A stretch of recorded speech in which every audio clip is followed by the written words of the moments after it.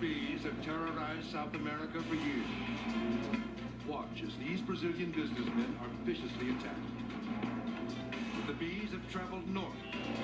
Now they're here, in our own backyard.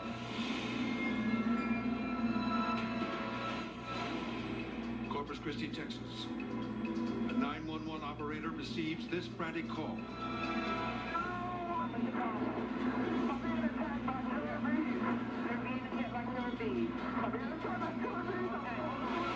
The plea for help comes from Chris Graves.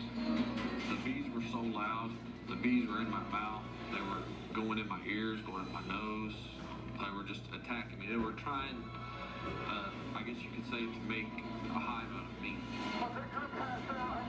Okay, sir, I'll get you to the fire department. Hold on. Stay on the line. Stay on the line. The bees repeatedly force their stingers into Chris and inject him with their venom.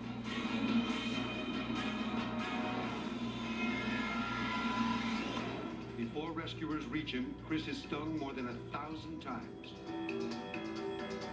The only way that I did survive is that I was healthy. I was young and healthy.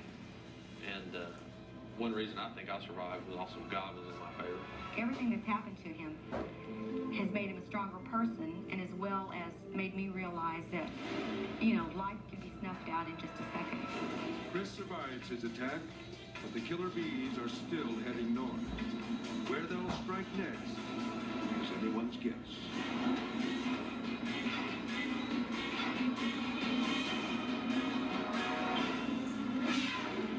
Toronto, Canada. As the owner of this convenience store closes for the night, 2 last-minute customers arrive. These men aren't there to buy anything. They've come to rob the place. As one of them pays for a candy bar, he grabs the clerk. The stunned shopkeeper pulls his arm free from the robber's grasp. But then, the second man jumps on him. Suddenly, another customer walks in. But as soon as he spots the violent struggle, he retreats. His abrupt appearance startles one of the thieves, causing him to run out of the store. Now it's one-on-one. The other robber tries to leave too. But the owner of the store isn't about to let that happen. There's no way that they're going to take his money, what he earned, and he was going to fight no matter what to prevent them from taking his livelihood. The shopkeeper is only half the criminal's size, but he puts up a tremendous fight. When the thief tries to push him out of the way, the owner grabs a weapon, a bottle of wine. The clerk swings the Chardonnay, keeping the robber at bay. Meanwhile, a car pulls up outside. At the wheel is Donald Bleeker, an off-duty officer. I stopped my car and I looked into the store and I could see that the store owner was wrestling with someone. As Bleeker calls for backup, the owner lands a series of blows.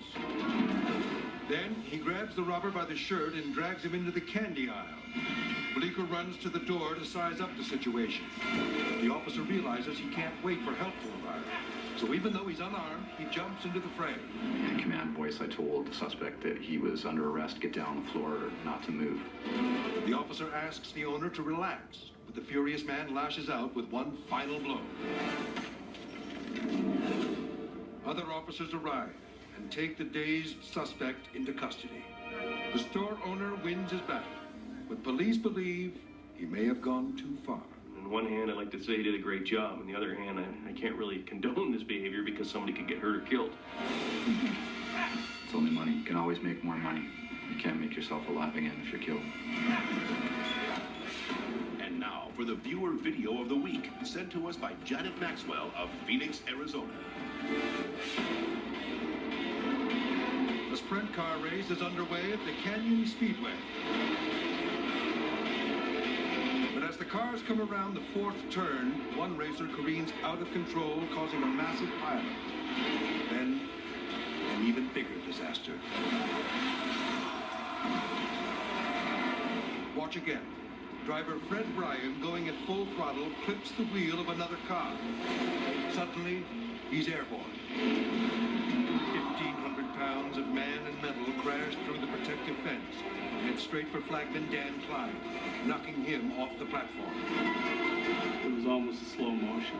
You know that it's bad and it's coming, and what do you do? The cartwheeling vehicle misses Dan's head by less than 2 feet. And the only thing I could really do from where I was standing was just lean back and hope he missed me, and he did. Incredibly, even on his back, Dan continues to do his job, waving the red flag to stop the race. And you don't want him coming around turn 3 and 4 at 100 miles an hour and plowing into a bunch of cars that are just sitting there.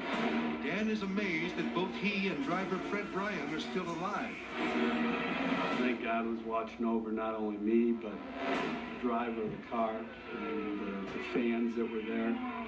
An ambulance arrives, and Fred is carefully placed on the stretcher and taken to a hospital. I was really lucky that night to just get away with the least amount of injuries that I had. And I really feel fortunate. Watching from the stands, Fred's wife feared the worst. It was just an unbelievable sight, and it was in slow motion. I felt like I was in a tunnel, and I couldn't breathe.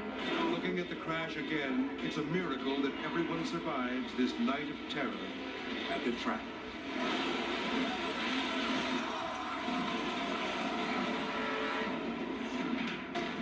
Next up, a racehorse crashes to the ground, setting off a horrifying chain reaction. Plus, a pilot panics when his landing gear jams. Can the ground crew reach him in time? Then later, a mysterious cloud smothers a city, leaving terrified residents gasping for air.